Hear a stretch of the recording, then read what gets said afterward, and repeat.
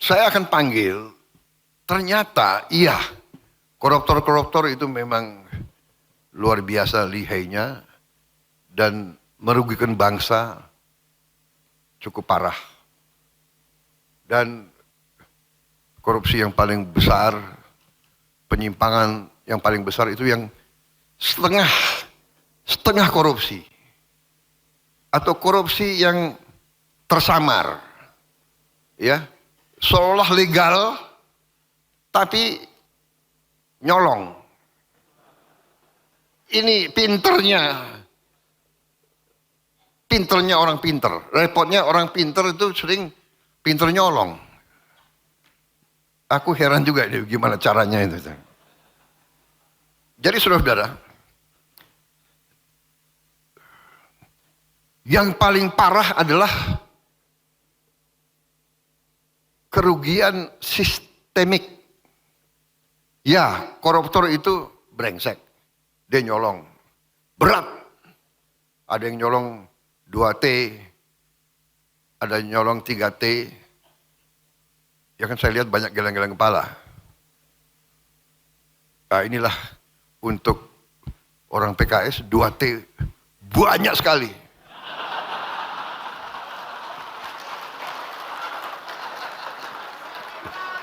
Benar ya? Begitu aku omong 2T, ada yang geleng-geleng kepala 2T.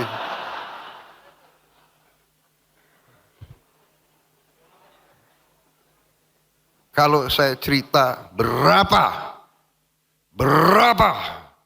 ratus T uang negara yang hilang hampir tiap tahun, mungkin kalian nggak geleng-geleng kepala lagi kalian. Harus panggil dokter. Serius. Ini saya karena banyak wartawan, saya harus hati-hati bicara.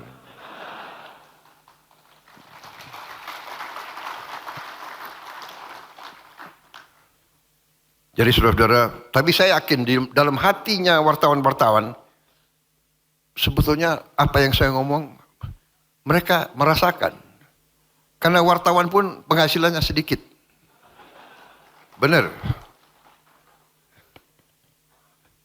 Yang mungkin duitnya banyak, ya bos-bos kalian.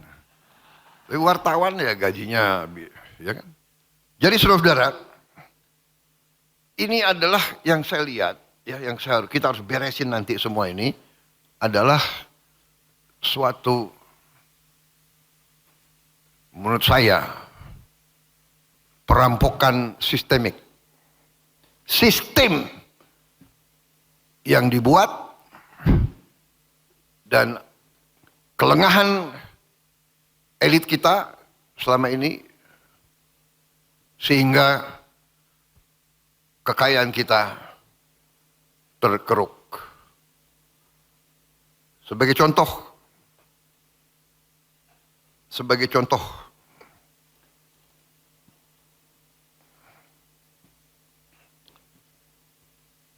di Bangka Belitung yang untuk cukup lama menjadi pusat tambang timah terkemuka di dunia. Itu terdapat 1.000 tambang ilegal. 1.000 tambang ilegal.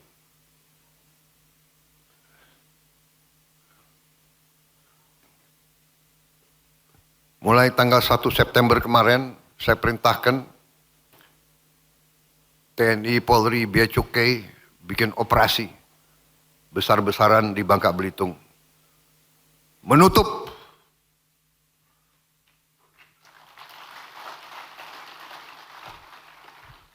yang selama ini hampir 80% hasil timah tiap tahun diselundupkan tiap tahun.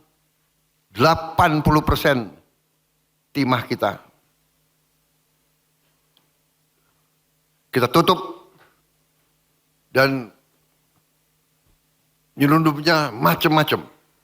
Ada yang pakai kapal, ada yang pakai ferry, ada yang pakai. Sekarang tutup. Tidak bisa keluar. Sampan pun tidak bisa keluar.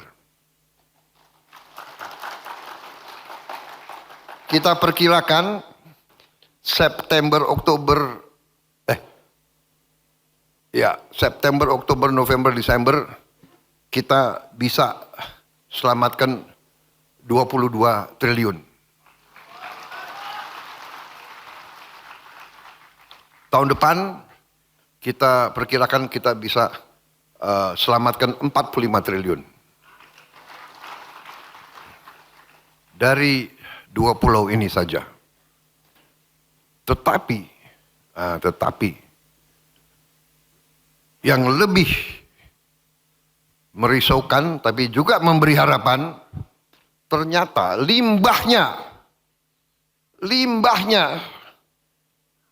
memiliki nilai yang sangat tinggi. Karena limbahnya ternyata berisi mineral-mineral yang disebut tanah jarang, rare earth. Jadi saudara-saudara, mungkin pejabat-pejabat kita tidak mengerti, dia kira limbah, padahal tanah jarang. Makanya ini sekarang saya perintahkan Bea Cukai itu harus merekrut beberapa ahli-ahli kimia supaya ngecek. Dia lihat pasir, padahal ini pasirnya nilainya luar biasa. Saudara-saudara, di banyak bidang sama. Nikel, batu bara, boksit, hampir semua. Terdapat tambang-tambang ilegal yang sangat besar dan sangat banyak. Ini saya perintahkan untuk segera ditertibkan, dibersihkan. Tambang ilegal ditutup atau diambil alih untuk negara. Saudara-saudara sekalian,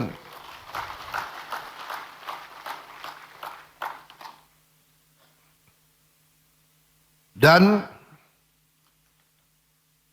ini menjanjikan bahwa bila kita tegakkan ini, insya Allah penerimaan negara jauh lebih besar, kebocoran-kebocoran kita tutup, sehingga negara akan punya kemakmuran.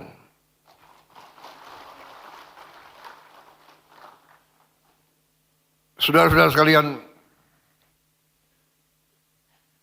masalah ini ternyata menyinggung kekuatan-kekuatan besar yang selama ini menikmati penyimpangan sistemik ini. Menikmati penyimpangan sistemik ini. Dan mungkin mereka terusik, mungkin mereka sedang menyusun perlawanan,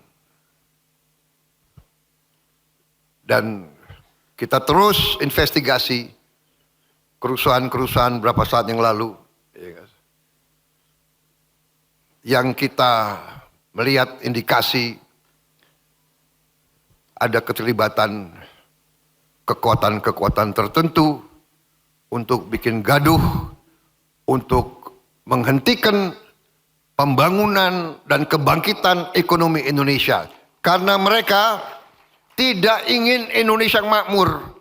Mereka tidak ingin rakyat Indonesia hidup sejahtera. Mereka ingin meneruskan paradoks yang kita alami sekarang. Kekayaan begitu besar hanya dinikmati oleh segelintir orang saja. Ini yang akan saya lawan, ini akan saya lawan.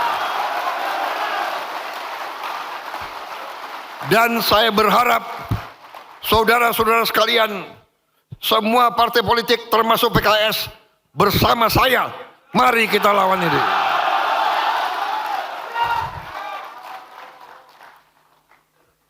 Saudara-saudara, saya benar-benar tidak membenci siapapun.